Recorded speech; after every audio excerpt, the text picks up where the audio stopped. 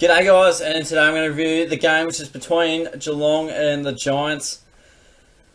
And I'm not too happy at the moment, that's an understatement. The Cats went down by 4 points and probably really should have been a lot more. We were very good for the first term, got a bit of scoreboard pressure going, but after that, outside of a couple of goals against the run of play, we were pretty much deemed irrelevant. A couple in the third, but we just could not get the game on our terms for probably a good 2.5 quarters. We weren't playing the way we wanted to play. The Giants were running, spreading.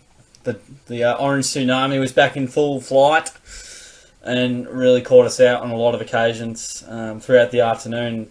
Just to give you a bit of context, I've just previously come from the ground after punching chairs, slamming chairs. I'm surprised I didn't get, told off or something like that. Maybe they were too scared to, I would have been scared if I saw someone do that. We look at the possessions. They got a lot more of the footy, and it shows in what some of our stars got, which it was the leaders that let us down at critical times, and the team just could not get it back their way after quarter time. We were playing really well early on. There was a lot of good passages of play where we kick and run, mark, play on, and that just dissipated after quarter time. We ran out of legs, or we didn't run hard enough, or didn't work hard enough. It was the common theme. We got more free kicks. This stat's just useless, I reckon. There's clearances and there's clearances.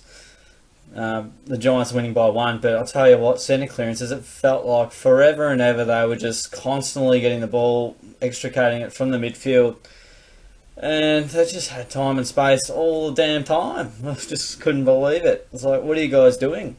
They had more inside 50s, 11 goals, and probably about 50% with 24 shots. More the contested footy, that says it all there. They were they were harder for longer. And they touched us up in the midfield, and honestly, that's where the game was won and lost. They were way too strong. They were extracting the ball constantly, and when that's happening, it puts your defence under pressure. Your defence can only do so much, and it relies heavily on the midfield to at least be level pegging, if not winning it on their own terms. But we just couldn't get it going our way after quarter time.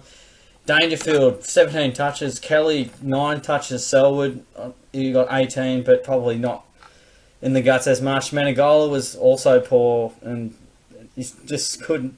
Constable had a lot of handballs that didn't really go anywhere. Parfitt turned the ball over, and when you've got all that happening, what are your chances of winning? Pretty slim. So it's just so frustrating because we just didn't change up the way we're playing. We were banging it long down the line constantly and getting outmarked. And then once the Giants had it, they had plenty of numbers in D50 when we transition up forward.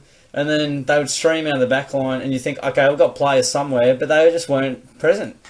They just moved the ball, they worked harder, and I reckon there'll be plenty of replays showing this Giants player here ran past 5 Cats here. Ball watching, not doing enough. You can't coach running harder. I think that's in between the ears. They were just too tough for us. They had really good ball movement from our inability to clamp them down. Our tackling was good at times, but they just got free so many times even after we did tackle them. We turned it over at crucial stages. We didn't make them the most of our opportunities count when there was critical plays. Menegola in the third term had to kick that goal. Sav early on misses the goal. Dangerfield drops a chest mark, and there's just combine that with so many other little things that go wrong. It does not help your cause one iota. So it's not the end of the world. I'm complaining a bit. 3-1's not bad, but I expected us to win and win well against the Giants at home, where it's nearly impossible to win down here. That's my main frustration, and getting beaten in the midfield when you've got just absolute guns everywhere. It's just crazy. But anyway, that's sort of, I guess, the rundown of how the game went. As far as players went, well, there wasn't much to really report on there. A lot of them pretty ordinary. But anyway, let's get into it. I'll have to give Duncan the 3. He was solid. He wasn't outstanding or anything, but not many players were good, in my opinion. 26 touches, 5 marks, 3 tackles, kicked a point. Look, he started off really well, got a bit of the ball, and he probably hasn't really gotten in my votes the last few weeks. He did his job. Maybe could have done more, but so could have a lot of other players. The 2 votes, I'm probably leaning towards Stewart here. 26 touches, 8 marks, solid as always. Turned it over at times, but a lot of the Cats turned it over, to be completely fair. And I'm going to give the 1 vote to Rowan. He got 6 kicks, 3 touches, 3 marks. What did he get there? 3 against, and kicked a couple of goals. I thought at really crucial stages. You can look at Abbott's stats here, but I reckon there was a lot of times where he just couldn't break away, or I don't know what to say really. I felt Rowan had a lot of smothers and a lot of things that aren't really on the stat sheet. Just watching the game, he ran harassed and created a few turnovers for us, which I felt were quite critical. Ablett got 8 tackles, but I didn't really feel like he had a lot of defensive nous, but maybe I was looking at the wrong things. Kelly had 7 tackles. He had more tackles than touches, and that's quite interesting. So yeah, Kelly got the big tag, couldn't break it, and that's fine. DeBoer's, he's going to be salty, maybe not salty. He'll keep his spot in the side if he keeps this up. And got more of the footy than Kelly did. He just completely clamped him out of the game. And when Kelly did have it, he turned it over, so he wasn't. It was vastly irrelevant, unfortunately. Dangerfield, 17 touches. I did not see him for half an hour get the ball. He was lost, like he wasn't playing, even though he was somewhat out there. I don't know what went on there, but don't know, guys, don't know. But 3-1's not too bad. As you can see in the scores here, the Bombers got over the line, so we'll probably we'll still be on top, one would think, depending on other results. I'd have to look at a handy ladder, but the bigger message is to clean up the ground ball, which was heavily disappointing. Clean up around those stoppages and have a bit of run and spread, spread out from when there is a stoppage rather than 10 blokes and 30 blokes around the footy. Just spread it out so the guys do have time and space to deliver the ball and use it, and they're not under pressure. It's not rocket science, I wouldn't have thought. So Port Adelaide might go to the top there probably. So worst case, we'd probably go second, depending if Port win. I'm not sure if that's counting.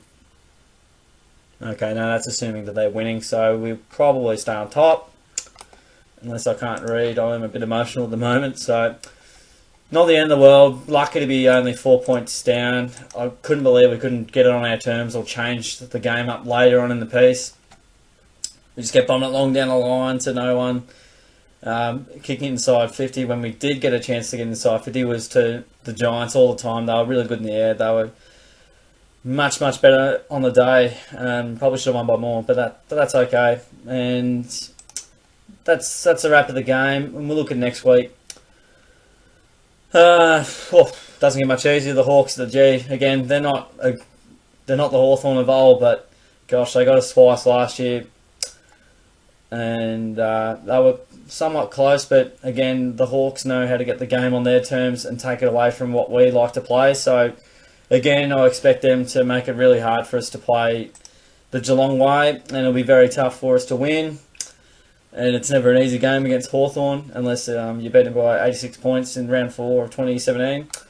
But see how they go this week. It'll be, they weren't amazing against North Melbourne, but you just know it's going to be tight and tough against the Hawks.